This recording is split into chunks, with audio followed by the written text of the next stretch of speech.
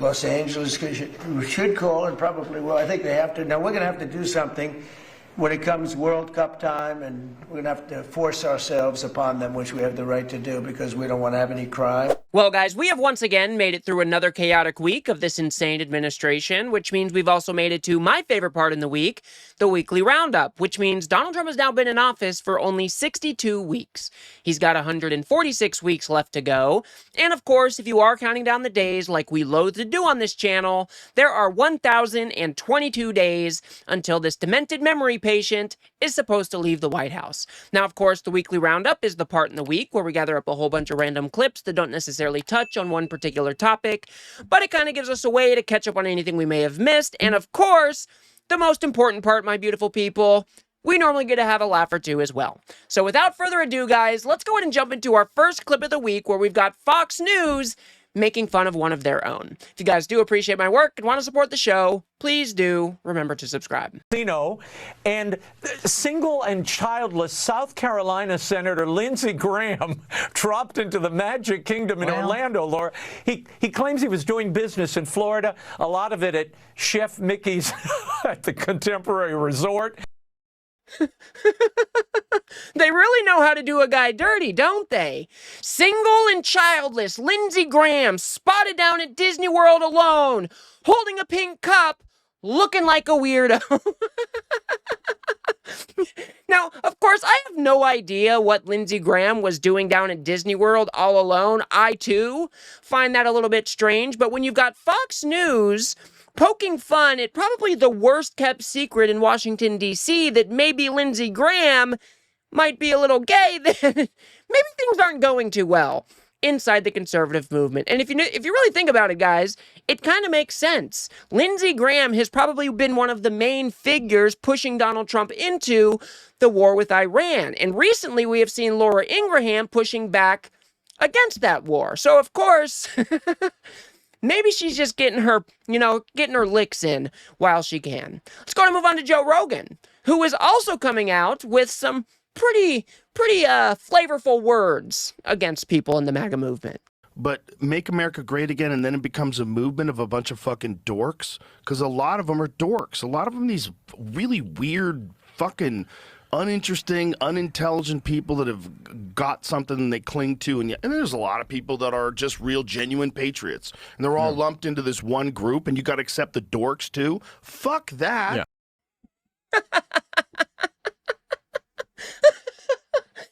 You got to accept the dorks too?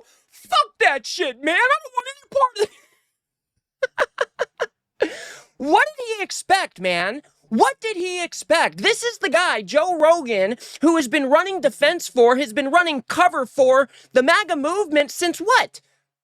Back in 2020, after he broke his brain during COVID? Of course the movement is full of a bunch of fucking dorks. This is nothing new, but all of a sudden the light bulb went off, and I guess Joe Rogan is finally realizing that the MAGA movement is a bunch of fucking weirdos who are prancing around and trying to force their preferences on others. That is all that this movement is, and Joe Rogan helped these assholes get back into power. So fuck Joe Rogan. Let's go ahead and move on to Jason Chaffetz, who is really trying to criticize California for releasing criminals. But listen to how he says this. There is no way in hell you're going to become the president when you let people like this out of jail, and do so willingly. Yeah, guys, you can never become president if you let criminals out of jail, and you do so willingly. Who's gonna tell him, guys? Who's gonna fucking tell him? Not only is Donald Trump a 34-time convicted felon, but he has released a shit ton of criminals from jail. Not only did he do the 1,500 or 1,600 people who were involved in January 6th, some of whom went on to commit more crimes, some against children, but he's also pardoning a whole bunch of people that have been committing fraud all over this country, have fleeced millions upon millions of dollars from people in this country. And you've got people like Jason Chaffetz coming out saying, well, you can't get your ass elected if you release criminals from jail. Oh my God, these people. I tell you what, I just cannot stand these people. Let's go ahead and move on to Marco Rubio, where he is trying to claim that the Iranian regime are the religious zealots. These people are lunatics. They are insane. They are religious zealots who can never be allowed to possess a nuclear weapon because they have an apocalyptic vision of the future. And all of their neighbors know that, by the way, which is why all of their neighbors have been supportive of the efforts we're conducting. Again, guys, who is going to tell these people? You're saying that Iran is a whole bunch of religious zealots and they're fucking crazy because they have an apocalyptic outlook on life? Bro! Have you met Pete Hegseth? Have you seen the reporting that there are now military commanders in the United States military praising Donald Trump, thinking that he was appointed by God to usher in the end times? We have turned into the religious zealots who are a bunch of crazy people, and they have made it to the highest ranks in our military. What the fuck is Marco Rubio even talking about here? Yeah, maybe Iran is full of a whole bunch of religious zealots, but how about we look a little inward at what the United States military has been transformed into under Pete Hegseth's leadership? I mean, it is absolutely insane. Speaking of Pete Hegseth, let's go ahead and move on to this little Hollywood storyline that he is trying to create about the war in Iran. I met a junior airman as the sun was going down and a chill was setting on the tarmac, who, when asked what they needed, she simply looked up at me with a sly smile on her face and said, "More bombs, sir." What the fuck is wrong with these people? You know, if there's one... I think we had a similar story last week. I said, if there's one thing that definitely didn't happen, this is the thing that definitely didn't happen most. Why is it that Pete Hegseth, every time he speaks about our special military operation, he sounds like this? You know what it seems like, guys? It seems like he is going back and he's watching a whole bunch of 80s films, the Macho Men films, you know, the Rockies and the Top Guns and yada, yada, yada, yada, yada. He's plugging that into some Chat GPT or some other generative AI model, and then he sounds like this. I mean, what are you doing here, guys? We are not writing a Hollywood script. Oh, the junior airman looked back at me with a slight smile on her face, and she said, "More bombs, sir. Bigger bombs, too." Like, fuck right off. We have a deranged memory patient as a president who is using our military as a plaything, and you think it's fitting to go out in front of the nation and talk this shit? Again, man, these people can fuck right off.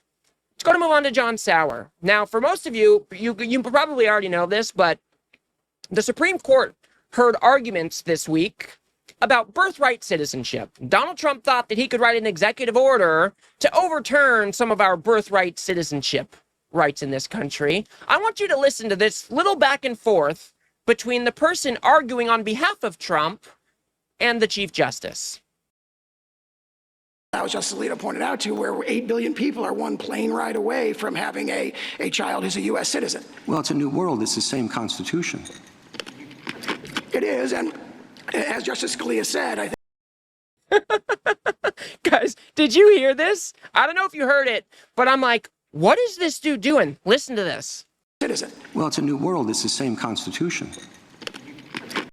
Dude, he's chewing on ice when he's trying to give oral arguments in front of the Supreme Court. What the fuck is this guy doing? He's just got a cup of ice. He's just hauling around. And, you know, when he's got a brief moment of downtime, he's just popping another piece of ice in his mouth and chomping on it. And then the justice turns back to him and says, well, it might be a new day and age, but this is the same Constitution. Now, I was going to put this down as one of the wins for the week, guys, but I didn't want to get ahead of my skis, really. But the Supreme Court did seem... They did not seem in favor of the arguments of overturning birthright citizenship. So hopefully that same sentiment remains within the Supreme Court Hopefully they issue a ruling that says Donald Trump is out of his fucking mind. And of course, birthright citizenship is baked into the 14th Amendment of our Constitution. And that'll be that. But I thought it was absolutely wild that you have John Sowers chomping on ice while he's trying to make arguments in front of the Supreme Court. What are we doing, guys? What are we doing? Now, this week can qualify as a win for this week. I don't know if you guys saw this yet, but check out this new announcement from Fox News. Kaylee, I just got off the phone with President Trump. We have a big scoop. Pam Bondi will soon leave her job as the Attorney General. She is going to get a different job within the administration. It doesn't sound like there is any bad blood. That's right, guys. Pam Bondi got the fucking boot. Oh, it is so damn delicious. Now, obviously, and good on Peter Ducey here, I just got off the phone with the president, and we got a big scoop. Big scoop. Big scoop. Pam Bondi out. Now, obviously, guys, we all saw this coming. Pam Bondi came into office with Donald Trump, and she has been one of the main players inside this whole Epstein cover-up. She went in front of Congress and gave that batshit insane testimony where she was screaming about the Dow being over $50,000 as she was trying to, I guess, divert attention away from the Epstein files. But like I said, we all saw this coming. And that latest hearing in Congress, it's been a downhill spiral ever since. And the crazy part about this firing, guys, is that she wasn't fired for a reason that you and I would care about. She was fired because she can't do Donald Trump's bidding well enough.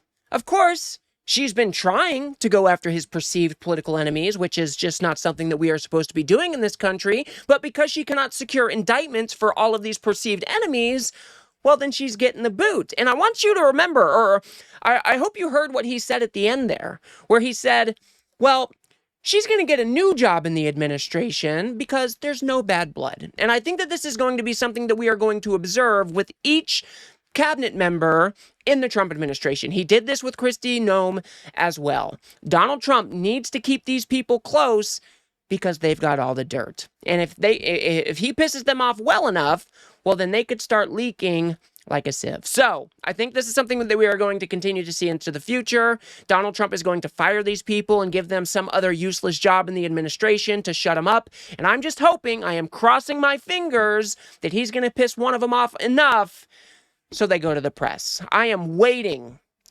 for this administration to implode. It's only a matter of time, guys. It's only a matter of time.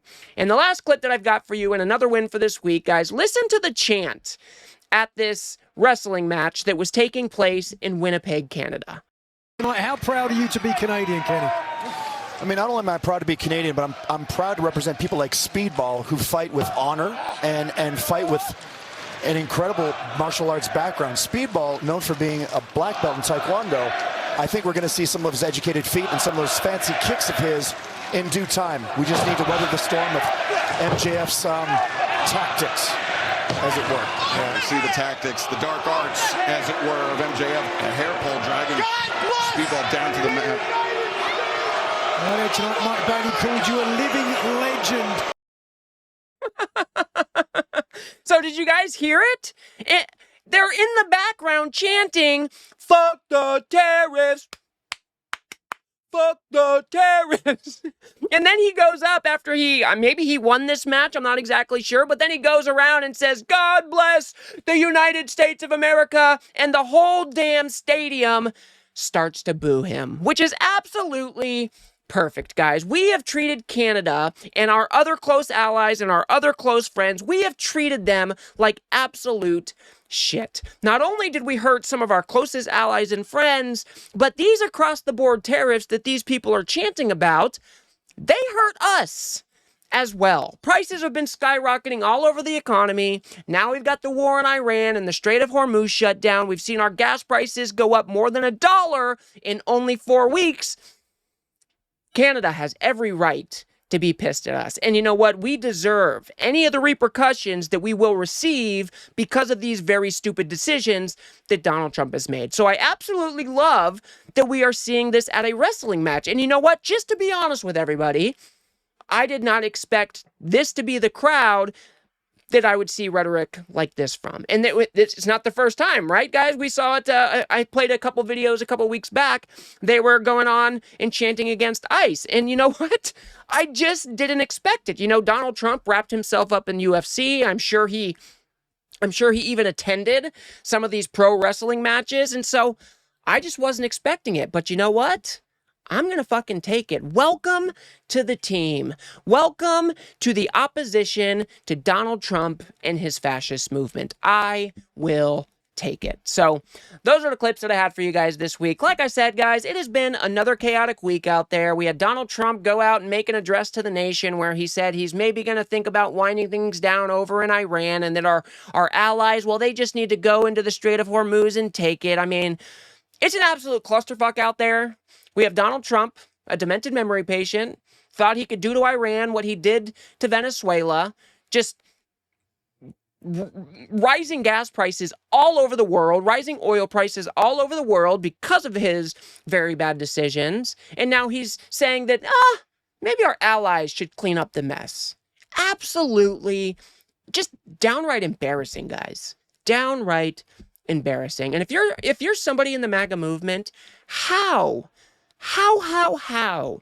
are you still following this asshole? There is chaos that follows this dude everywhere. He is terrible as a president. He's terrible at everything that he touches. And it's about time, guys, that we just turn against this asshole and kick him out of office. The 25th Amendment should be invoked. Every single one of these cabinet members should also be removed. They should be purged from the government, as well as all of these MAGA Republicans. And if you guys are looking to support organizations that are trying to make this happen, or that are putting in the groundwork to make sure that we are cleaning house in the 2026 midterms, make sure to check out that link in my bio below, guys, to support the Unfuck America tour. Like I said, we go around to different college campuses. We're right in the middle of our spring tour right now, and we have tough conversations with young people. We try to make sure that they're not falling down these right-wing rabbit holes. And so use that link in my bio below to donate, guys. It's people like you that make these tour stops possible. They really do help us, whether it's $2, $10, or $20. It helps us make it to the next college campus. So I would very much greatly appreciate your support. And if you guys want to get even more involved than that, you can also use the link below to sign up to volunteer. So just had to plug that in there, guys. We've got our spring tour going on right now for the Unfuck America tour. And like I said, we are trying to put in the work today. So we are cleaning house in the midterms tomorrow. So I will leave it there for now, guys. I hope everybody has a good weekend. I hope everybody had a decent week, all things considered. And yeah, I'll leave it there for now. If you guys got anything out of the video and you want to support independent media, please do remember to smash that like button and subscribe. If you're feeling a bit frisky, drop an American flag or your favorite flag in the comments below to let me know that you made it this far in the video. If you guys are more interested in getting my content delivered to your inbox every day, you can hit me up over at politiscape.substack.com. You can also sign up to help produce these videos, help me support this type of work for as little as $5 a month. And until the next one, guys, everybody keep your chin up. Everybody stay safe out there. And once again, everybody have a good weekend, and I'll see you on the next one.